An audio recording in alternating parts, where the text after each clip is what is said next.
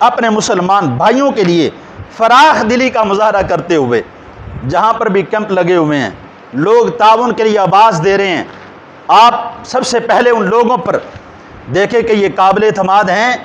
کیا یہ ہماری امانت ان لوگوں تک پہنچا دیں گے؟ اگر وہ پہنچانے کے لائق ہیں، اعتماد کے قابل ہیں، ان لوگوں کو بغیر سوچے سمجھے بغیر تردد کیے اپنا مال ان کے حوالے کر دیں۔ جس طرح کہ میں کل سن رہا تھا وہاں پر لوگوں کو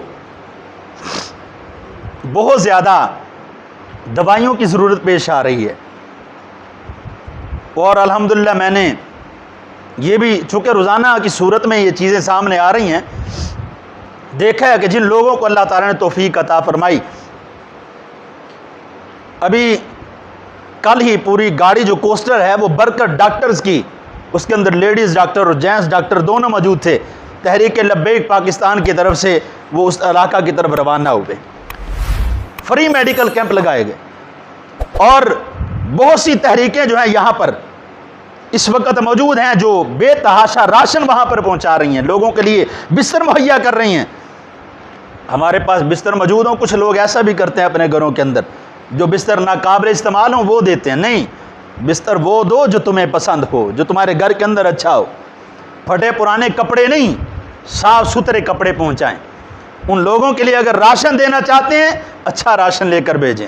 اگر ان لوگوں کے لیے بستر بھیجنا چاہتے ہیں اچھا بستر بھیجیں، اگر ان لوگوں کے لیے ادویات بھیجنا چاہتے ہیں ڈاکٹر سے مشورہ کر کے ان کو کس دوائی کی ضرورت ہے، پیسے نہیں دینا چاہتے، اعتماد نہیں ہے، دوائی لے کر دے دیں،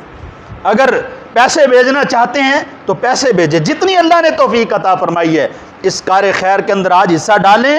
کہ وہ وقت آنے سے پہلے کہ کہیں ایسا نہ ہو کہ کل کو اللہ نہ کرے کہ ہم ایسے عذاب کے اندر مبتلا ہوں، ایسے امتحان کے اندر مبتلا ہوں، ایسی مصیبت ہم پر بھی آئے، ہم اس کے آنے سے پہلے اتنا صدقہ و خیرات کر دیں کہ خالق کائنات تمام امتحانات اور مصائب ہم سے دور فرما دے۔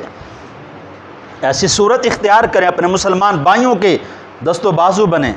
تاکہ ان لوگوں کی مدد کی جا سکے، ان لوگوں کے ساتھ تعاون کیا جا سکے۔ تو حضرات محترم، اس لیے آج کی گفتگو کا میرا جو مدعا تھا وہ یہی تھا کہ آج سماجی خدمت کرنا ضروری ہے، آج لوگوں کو ساتھ لے کر کے چلنا ضروری ہے، مسلمان بھائی کا احساس کریں، یہ ضروری ہے۔ ہم اپنے اپنے علاقہ میں بھی دیکھتے ہیں جہاں پر غرباء و مساکین ہیں ان کے ساتھ بھی تعاون فرمائیں، لیکن اس وقت اشد ضرورت وہاں پر نظر آ رہی ہے تو تمام لوگوں کی توجہ کا مرکز بھی وہی لوگ ہونے چاہیے۔ آپ اپنا تعاون جہاں تک ممکن ہے، جتنا ممکن ہے وہ ان لوگوں تک ضرور پہنچائیں تاکہ ان لوگوں کی مدد ہو سکے، ان بے سہاروں کا ہم سہارا بن سکیں۔ دعا ہے اللہ رب العزت کی بارگاہ میں خالق کائنات ہمیں اعمال صالحہ کی توفیق عطا فرمائے۔ وآخر دعوانا